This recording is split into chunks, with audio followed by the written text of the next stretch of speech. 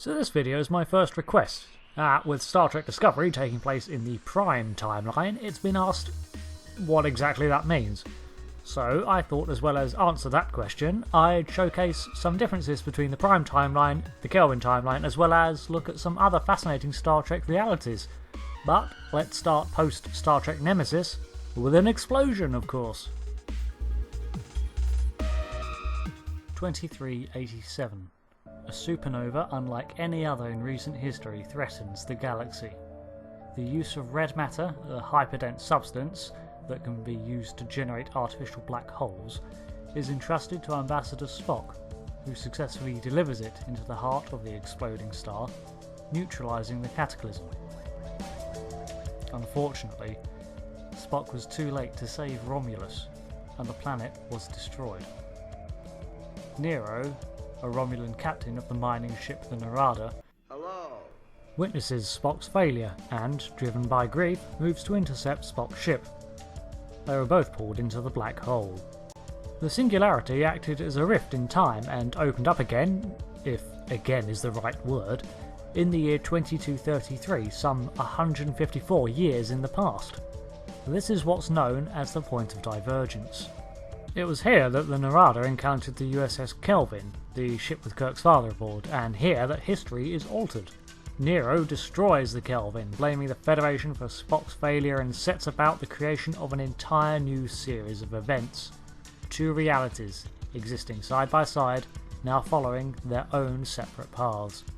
The unaltered timeline is called the Prime timeline. This encompasses the TV series, original series, Next Generation, DS9 and Voyager, and so on. A universe where Nero and Spock never re-emerged from the black hole in the past, but simply vanished in 2387. This way, the USS Kelvin continued with its mission. Kirk was born on Earth in Iowa, and went on to be the Kirk that we see in the original series. And the altered reality is known as the Kelvin timeline, named after the incident that occurs at the point of divergence. This provides a way for films and such to be recast, events to be reset, and a different take on already existing characters and series to be seen, without saying that the past 50 years of Star Trek never happened. They did happen, just not here. So that's the first and biggest difference between the two universes. But the point of divergence has massive repercussions in the timeline.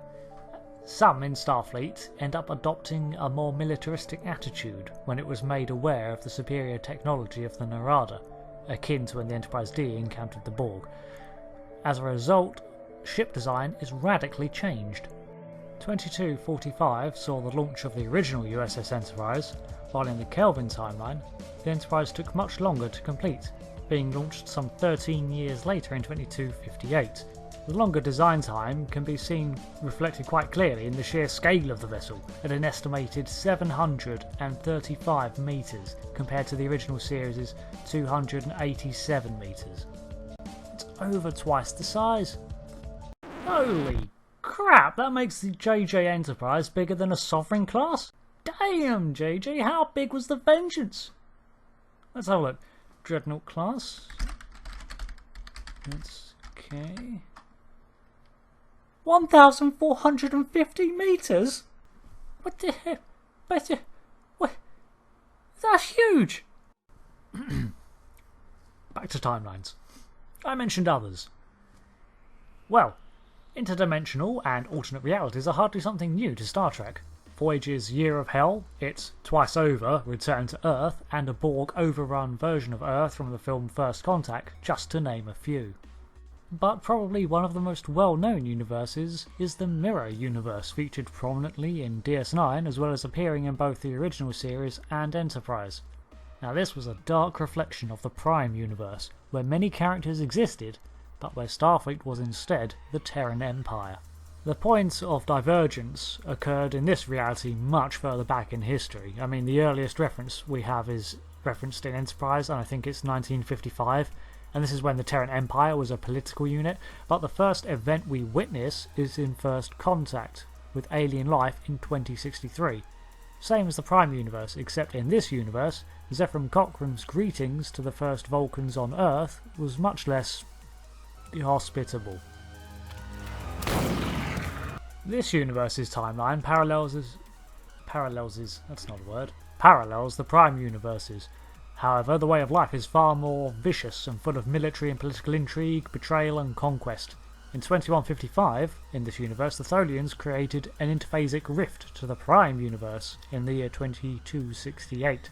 The USS Defiant gets caught in this rift and falls through, the first of many contaminations in the Mirror Universe.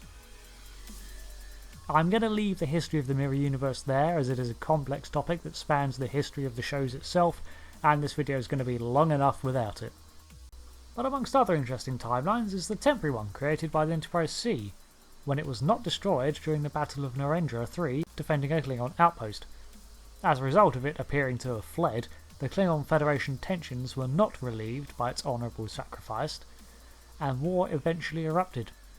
Here we have our point of divergence. This timeline can be seen as an alteration of the Prime universe, more than a parallel one. However, it resulted in 22 years of divergent history, where a brutal war raged that almost destroyed the Federation.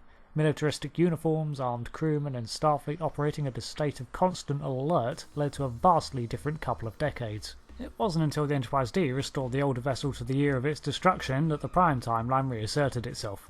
I'm simplifying here, as this game, Star Trek Online, reveals an even more complex narrative, where the ship ends up travelling to the year 2409, so the timeline never changed back, so the Federation fell and was conquered by the Tholian Assembly, and the crew of the Enterprise were slaves, and then they escaped, and then they went...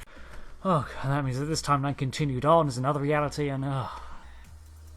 time travel. So you can see how this topic literally never ends, and in a way, any story you tell is true, in another world. But alternate realities serve as an interesting way to reinvent or explore different aspects of our favourite characters, telling new stories and ensuring that these works of fiction live on and adapt. Whether or not you're a fan of TOS, DS9 or the reboot, having the option to reinvent allows the dream to continue and the classics to be remembered.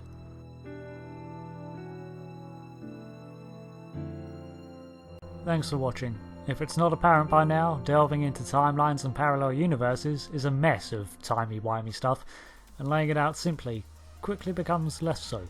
But I hope I have at least explained things in a comprehensive manner. If not, well then I hope I just entertained. There are many more Star Trek realities out there, so many stranger alternate worlds in sci-fi in general. So what parallel world would you like to find yourself in? Let me know in the comments below. Thanks again, and I hope you enjoyed this video. Until next time, I've been Rick, and this was confusing as hell. So sorry for the delay in getting this one out, but it did take a long time to research. I appreciate your patience. Thanks again, and until next time, you will not kill me and take my place. Goodbye.